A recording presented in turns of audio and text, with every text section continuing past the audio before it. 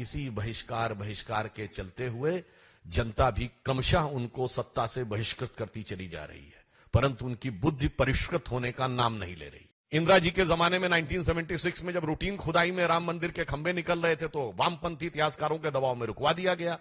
राजीव जी के जमाने में कार सेवकों की हत्या करने वालों का समर्थन हुआ। पीवी नरसिम्हा राव जी के जमाने में पता नहीं क्या क्या हुआ। महात्मा गांधी का तो राजनीतिक दर्शन था राम राज्य।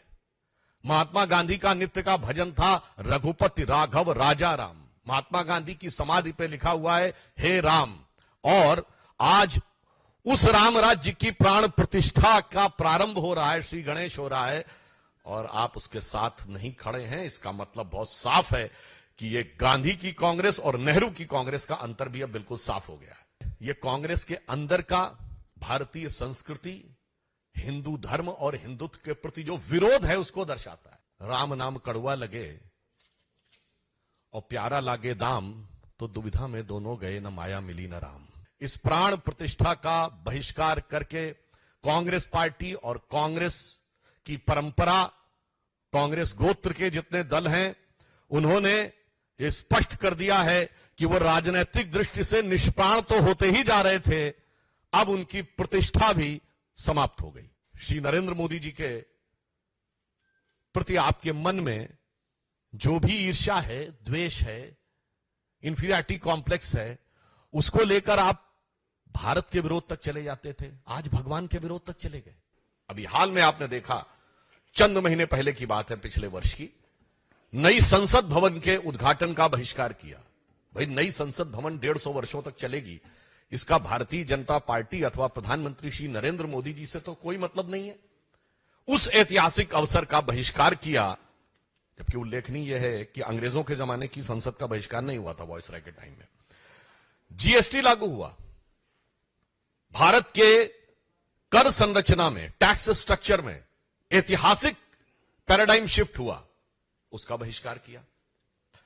G20 अभी अभी हुआ, पहली बार ऐसा हुआ कि 20 राष्ट्राध्यक्ष और वो दुनिया के सबसे शक्तिशाली 20 देशों के राष्ट्राध्यक्ष भारत में आए। क्योंकि मैं पुनः विनम्रता से कह दूं कि नॉन अलाइन समिट भी हुआ था, पर नॉन अलाइन समिट उस समय वर्ल्ड का पावर सेंटर नहीं माना जाता था, and G20 is considered the power centre. उसमें महामहिम राष्ट्रपति के द्वारा दिए गए भोज का बहिष्कार किया। अरे भारत की शक्ति का कितना बड़ा उद्भव था। हमारे पूर्व राष्ट्रपति रामनाथ कोविंद जी और द्रौपदी मुर्मू जी के अभिभाषण का बहिष्कार किया, जबकि वो हमारे राष्ट्र के प्रथम नागरिक है, परंतु ये एक संयोग की बात थी। देखिए, एक अनुसूचित जाति से थे, एक अनुसूचित जनजाति से थी, इसके बावजूद आपने बहिष्कार किया, और अभिभाषण का बहिष्कार करके आपको मिलना क्या था, यह भी बहुत स्पष्ट था। याद करिए, कारगिल विजय दिवस 2004 के बाद 2009 तक नहीं होता था। क्यों कांग्रेस ने बहिष्कार किया था कारगिल विजय दिवस का? भारतीय जनता पार्टी के प्रखर प्रतिरोध के बाद आधे अधूरे मन से रस्म अदायगी के लिए 2009 के बाद शुरू किया, और अब हम उसको गर्व के साथ मनाते हैं।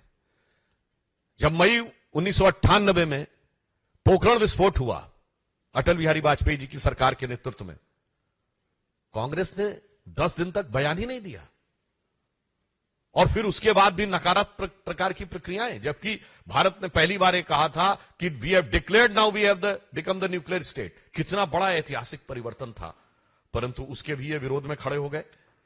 और तो और पूर्व राष्ट्रपति प्रणब मुखर्जी जी, जो आप ही की पार्टी के थे, उनके भारत रत्न समारोह का बहिष्कार कर दिया।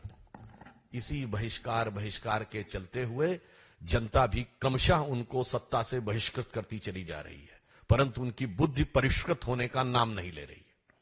आज जब अयोध्या में श्री रामलला विराजमान की प्राण प्रतिष्ठा होने जा रही है, और उस समय एक बार पुनः कांग्रेस ने अपनी उसी प्रवृत्ति के अनुरूप, क्योंकि यह भारत के इतिहास का ऐतिहासिक पल है। यदि आजादी 800 साल की गुलामी के बाद हमें मिली थी 1947 में, यद्यपि कांग्रेसी कहते हैं 200 साल की गुलामी, हम कहते हैं 800 साल की गुलामी, तो ये 500 साल के संघर्ष के बाद भारत का वह स्वाभिमान उभर कर सामने आने जा रहा है, जिसके के लिए सरदार पटेल ने कहा था सोमनाथ मंदिर की प्राण प्रतिष्ठा के समय कि जब जब भारत स्वतंत्र हुआ था तो सोमनाथ की अट्टालिकाओं ने आकाश को छुआ था। अगर आप ये वीडियो YouTube पर देख रहे हैं तो हमारे चैनल को सब्सक्राइब करें और बेल आइकन को दबाना ना भूलें। अगर आप फेसबुक पर यह वीडियो देख रहे हैं तो हमारे पेज को लाइक करें।